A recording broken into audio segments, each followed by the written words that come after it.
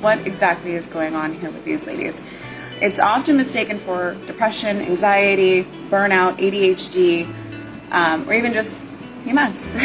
Hello everyone, Dr. Nicole Smith here at Antigravity Wellness. I'm a perimenopause and menopause board certified nurse practitioner here in Washington State. I also cover Oregon and Idaho. We're working on finalizing licensing over there. So run primarily a telemedicine practice, but also have hybrid, as meaning that I have a physical location in Kennewick where we do some in-person services like neuromodular injections, Botox for aesthetics and also for pain, TMJ, chronic migraines, tension headaches, and things like that, and then also filler for those lines on the face that start to come in as we get older, and lips as well. And we do body composition at our in-person clinic as well, because your body composition is so much more important than just weight on the scale, especially as we age, reach that. So I got a request to talk more about PMDD.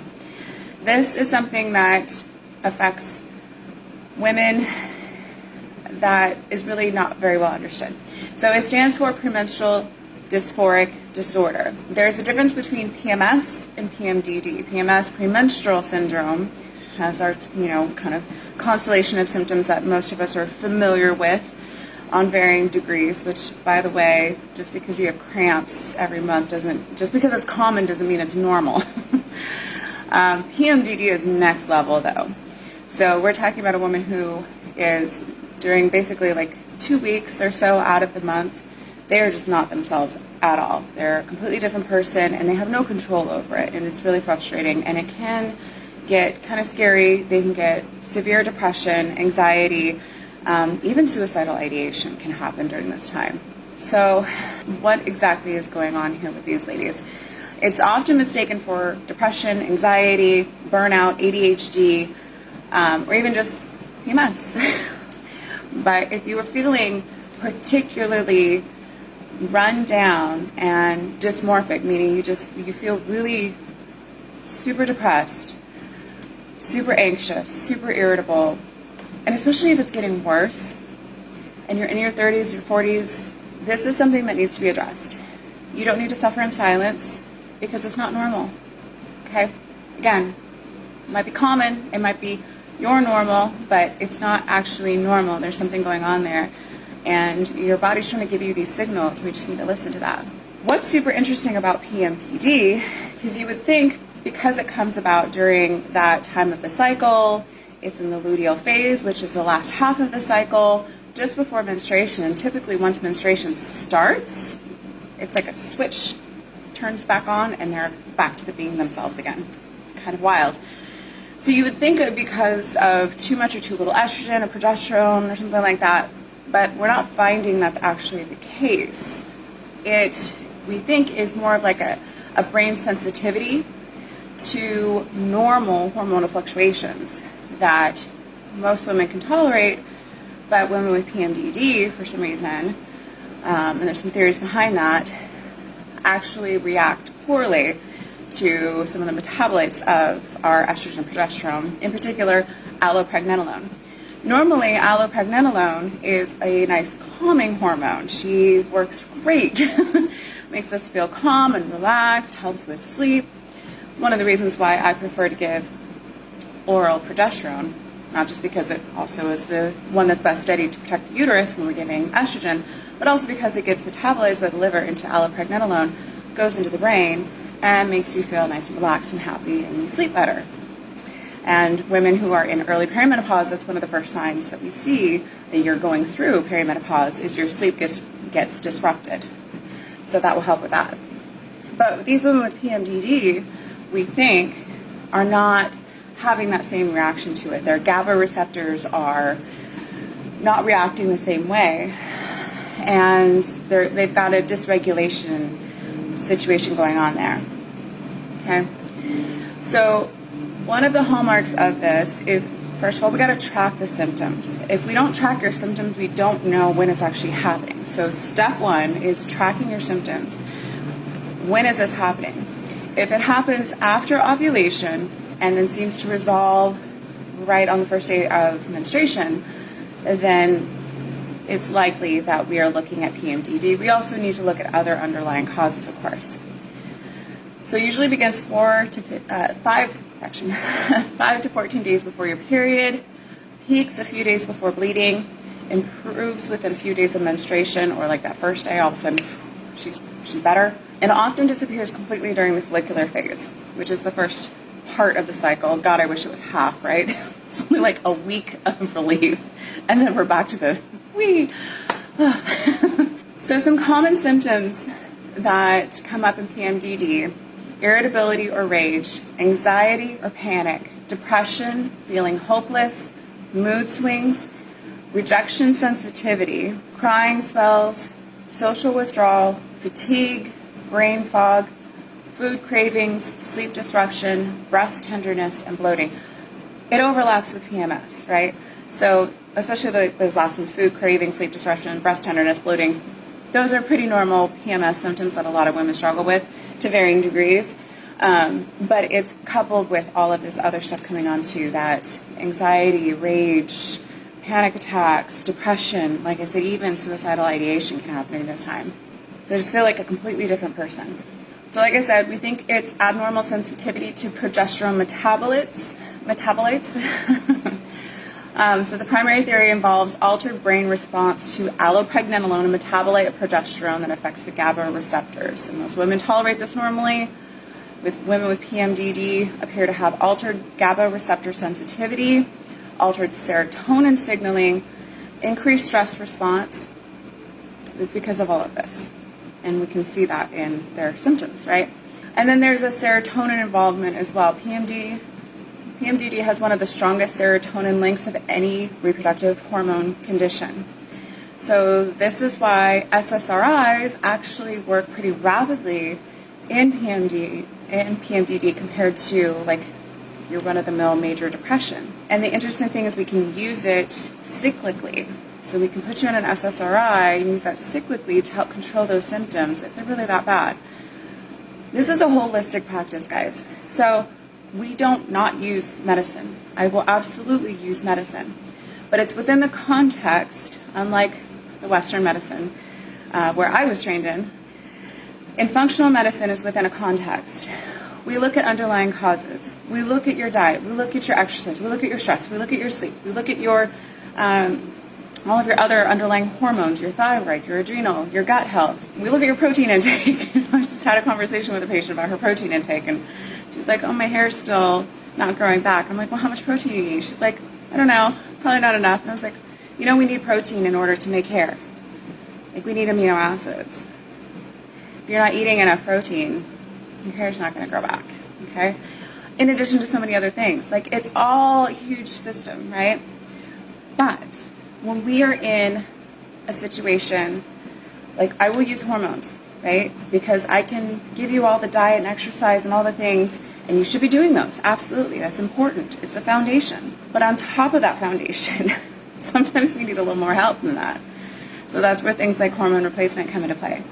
That is where things like SSRIs can come into play, especially if symptoms are so bad you cannot function. If it's affecting your daily life and how you're actually functioning in the world, your ability to show up for yourself and for your family, and especially if you're having suicidal ideation or anything else going on, a psychiatrist needs to get involved at that point. And I believe therapy needs to be involved, because that's severe. That is severe. And we don't just throw herbal supplements at that point, okay? It can be part of a whole treatment plan, but it's not the only thing we're going to do, okay? And of course, this is in collaboration with the patient. I don't ever, if someone tells me, nope, I'm not doing that, I go, okay, I'm going to document this. That's not what I advise, but let's do what we can within what you're willing to do. It's your body, okay? I'm just here to give you information and help you come up with your own treatment plan that's best for you. So that's how I decide to practice. Not everybody does that. Perimenopause can worsen PMDD. Of course. Because in perimenopause, guess what? Our hormones are fluctuating even more. Our brain is literally being rewired. There's a reason why they call it our second puberty. In our first puberty, you remember how fun that was and how crazy you felt and hormonal, right? Oh God, teenage girls. I was the worst. I don't know about you girls, but I was the worst. Ask my mother. Well, when we're going through perimenopause, all that wiring that got laid down with the hormonal changes is now being undone. That's why it can take several years, too, for us to really kind of work our way through this. Not to say that you need to suffer through it at all. And there's risks that increase once we go through menopause, as we're going through menopause, and perimenopause, postmenopause. And there's reasons to get on the hormones to prevent, not just treat what's going on right now.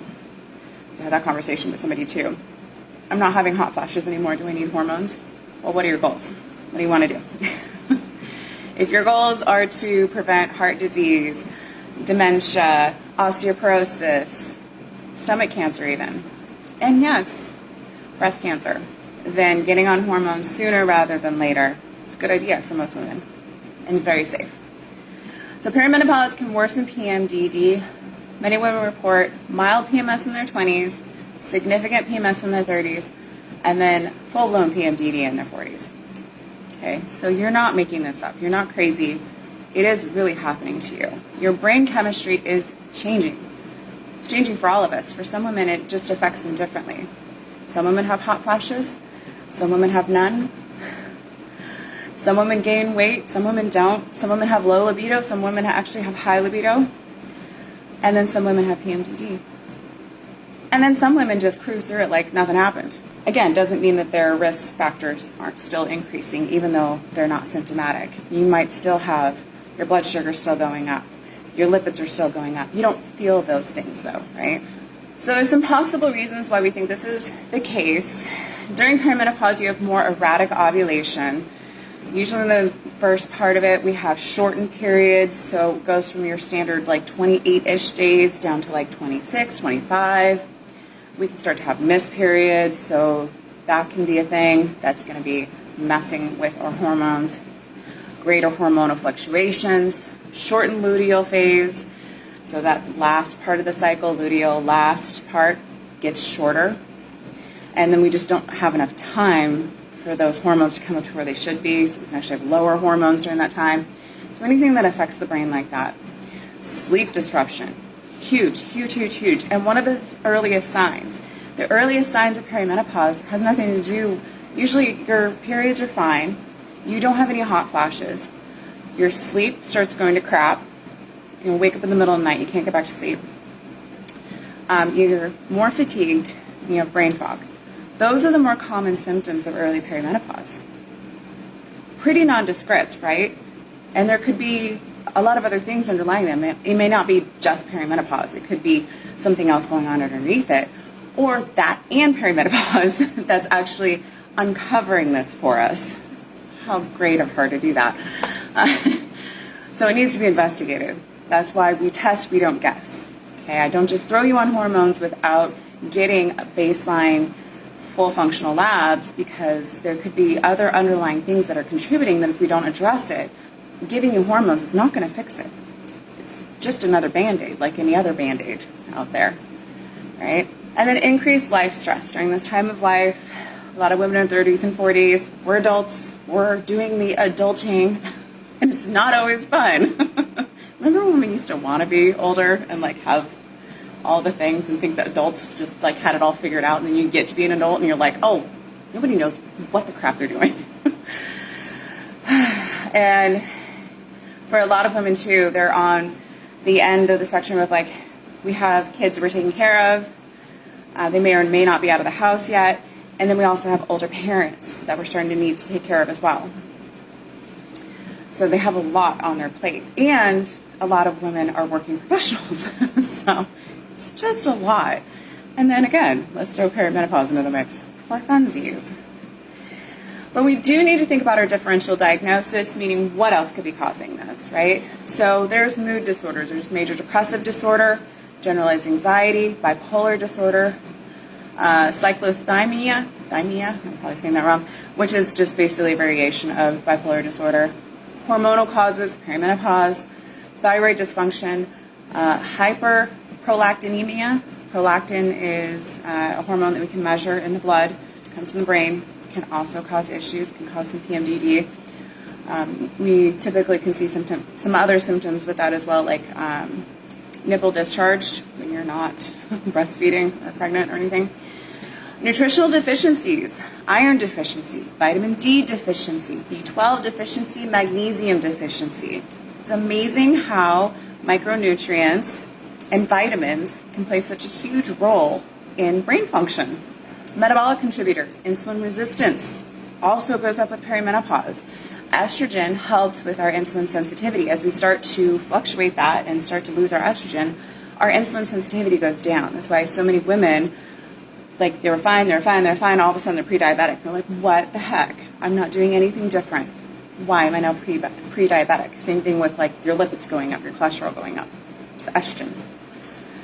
That little girl there has a lot to do with everything. It's just all over the body. Sleep disorders, obstructive sleep apnea. So this actually increases as we age as well. Our risk for sleep apnea increases. So over the age of 40, it's actually not a bad idea to get a sleep study, especially if you are at all symptomatic. If you snore, you know that one. If you have witnessed episodes of apnea when you stop breathing when you're asleep. If you wake up short of breath. If you wake up, no matter how much time you've slept, you are still exhausted. And ruling out all the other things and working on sleep hygiene, getting a sleep study. Get a sleep study because you might have obstructive sleep apnea. And then chronic sleep deprivation. Doesn't that make all of us crazy? Neurodevelopmental disorders, ADHD, can cause some of those symptoms that look like PMDD. And by the way, all of these can overlap. You don't have to have just one. Of course, we can have multiple things going on here. So that's why it's so important to do a deep dive to figure out what are the contributing factors here. And let's start unraveling this ball of yarn here so you can get this taken care of. So that's why tracking your symptoms is so important. In addition to working with a provider who is going to do a deeper dive to figure out what is going on in there, and then start working on those things that we're finding that are abnormal, that aren't within optimal range, okay? There is no hormone test to diagnose PMDD. Wouldn't that be nice?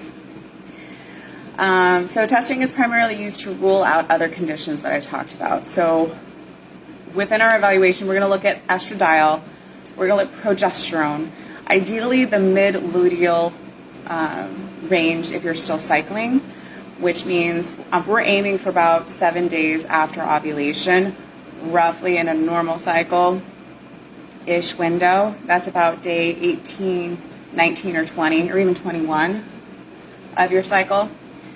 Total testosterone, SHBG, sex hormone binding globulin, DHEAS, TSH, free T4 and a free T3. Not just a TSH by itself, guys. Because that only tells me what the brain is doing. It doesn't tell me what the thyroid's doing or what the thyroid hormone is actually doing, which is your free T3, which is actually bioactive in your body, okay? And gets converted in your tissues, not just in your thyroid. Additional labs, of course, we want to check a CBC, your complete blood count, your ferritin. I just talked to a patient whose ferritin was actually elevated, not crazy elevated, just we're like, you don't need iron. Take that of your multivitamin.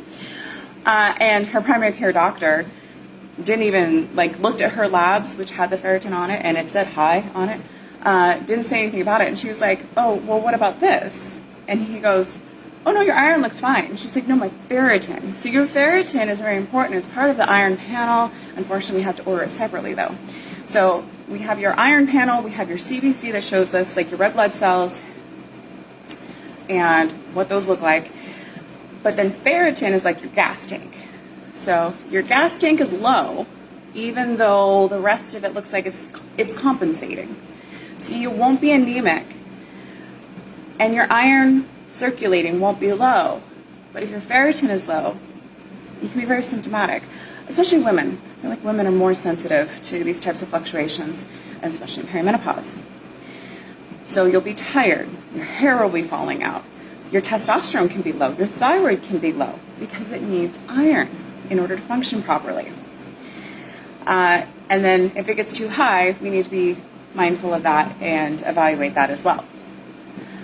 But it's just funny to me that when they get taught this, they're not doing it in primary care very often. So it's definitely something you should ask for. Vitamin D, B12, CMP, which is a complete metabolic panel that looks at your kidney function, your liver function, and some select electrolytes, not all of them, but the main ones, like sodium, potassium, chloride. Your fasting insulin, an insulin above 6, fasting insulin above 6 is insulin resistance. In the functional medicine realm, they won't say that in the Western medicine realm, but in functional medicine, if your insulin is above 6, your fasting insulin is above 6, you have underlying insulin resistance. It will often be the first indication that we have some problems there, well before your fasting glucose or your A1C. A1C is a 3-month average of what your blood glucose is. The fasting insulin will be elevated well before any of those ever come up. And we should be treating it immediately. Not wait and see. Because when we wait and see, we're going to wait and see it continue to go up and get worse and develop into prediabetes and then diabetes if we do nothing. Right? If we don't change anything, nothing changes. It's weird. All right.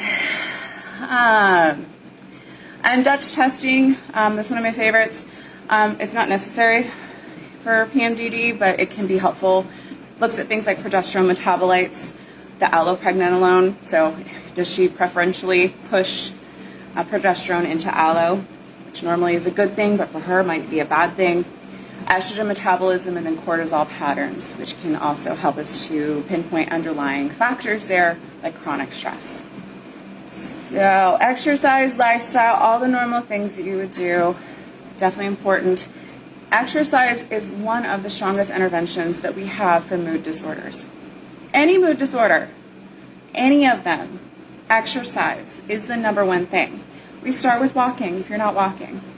And then once you're walking on a regular basis and you're averaging 7,000 steps a day, then we need to start introducing strength training, especially for women, especially as we age. And then yes, do your yoga. Yes, do your Pilates. Yes, do your cardio that you love, if that's what you love to do. But it's all got to be balanced. Like, you don't eat one thing all the time. You shouldn't do one type of exercise all the time. You need to have a better balance of it. But it is one of the best mood stabilization, mood boosting, mood elevating things that we can possibly do. Sleep. Sleep has to be a top priority.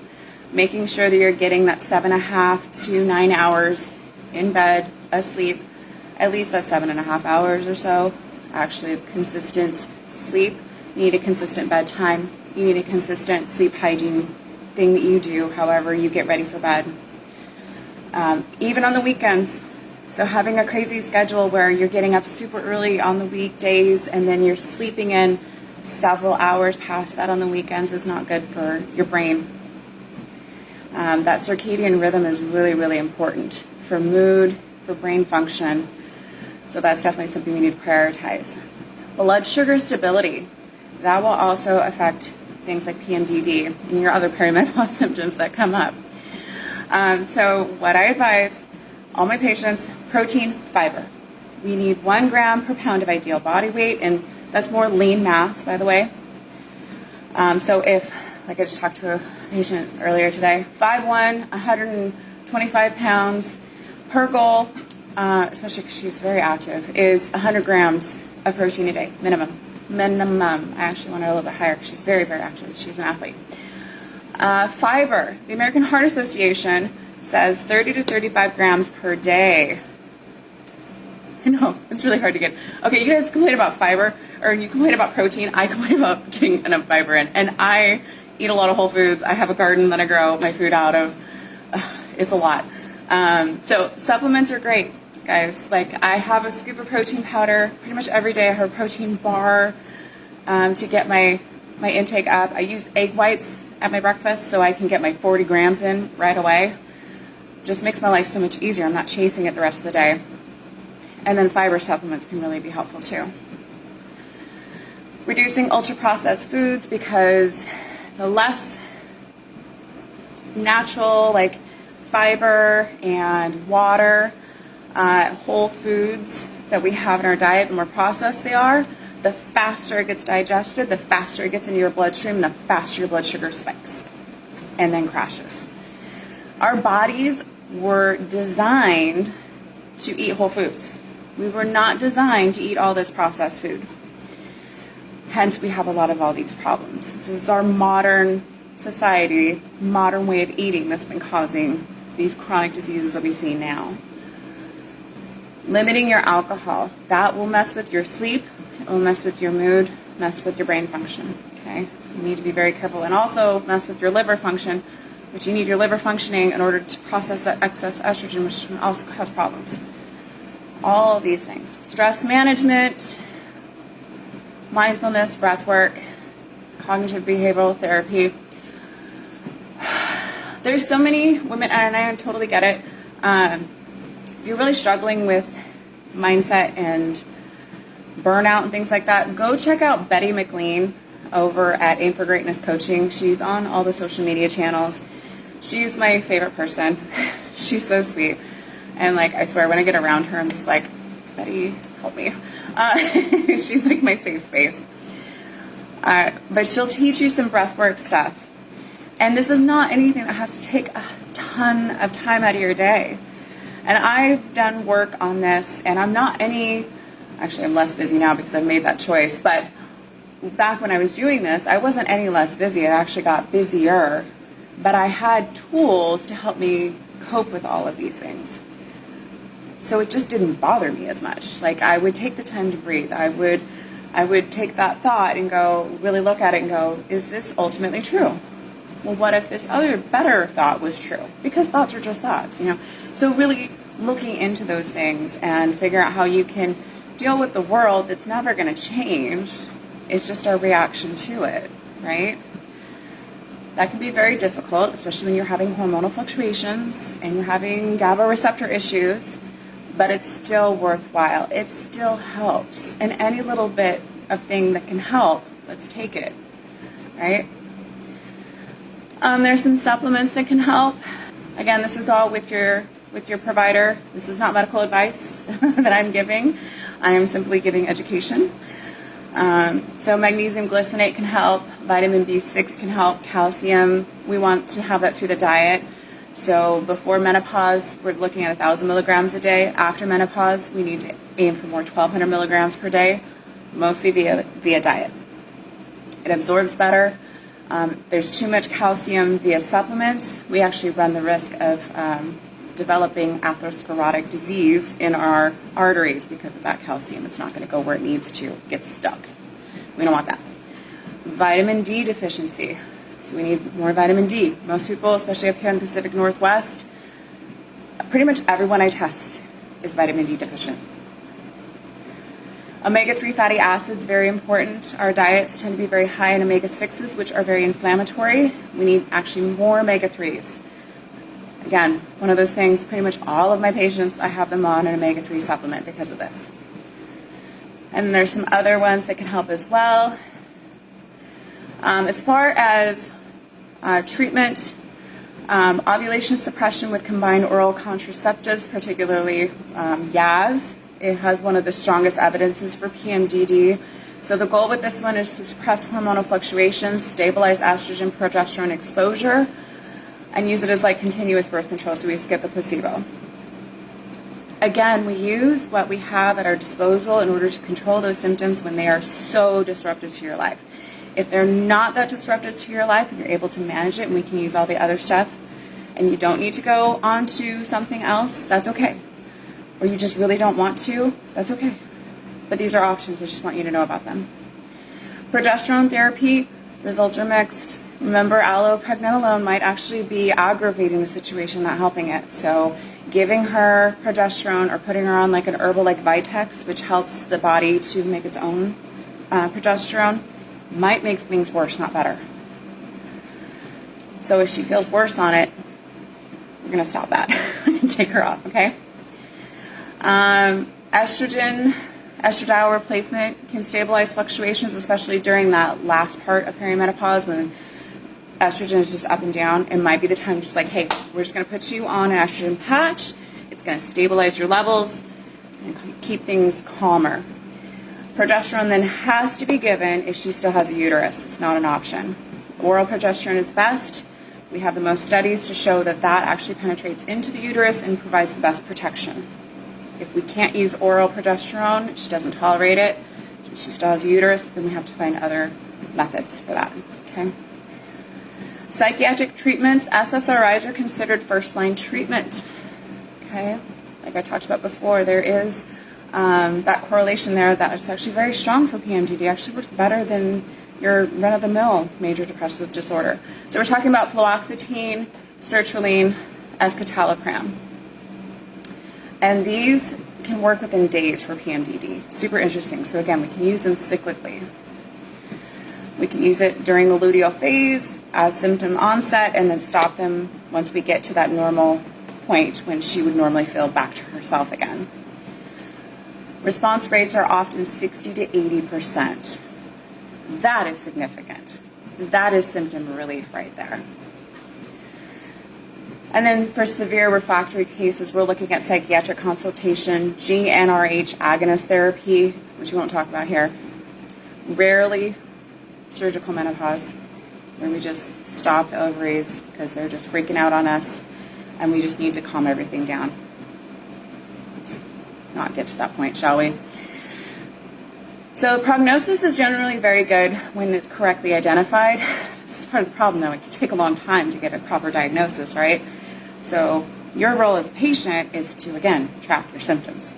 And then don't stop until you find the right answer, okay? Don't just think, oh, that didn't work. I guess I'm just broken. I have to deal with this. No, no, no. You do not. Keep going, okay? Keep searching.